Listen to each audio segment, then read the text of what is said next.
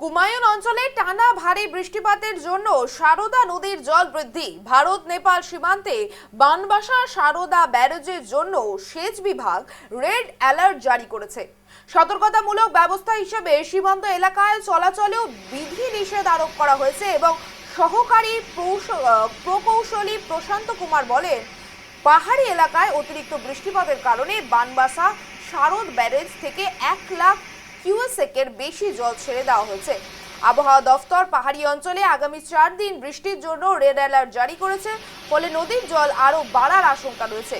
বর্তমানে সারদা ব্যারেজের যানবাহন চলাচল সাময়িকভাবে বন্ধ রাখা হয়েছে। প্রশাসন এবং সংশ্লিষ্ট সব প্রকৌশলী সর্বোচ্চ সতর্ক অবস্থায় রয়েছেন এবং সম্ভাব্য যে কোনো দুর্যোগ মোকাবিলায় সম্পূর্ণ প্রস্তুত।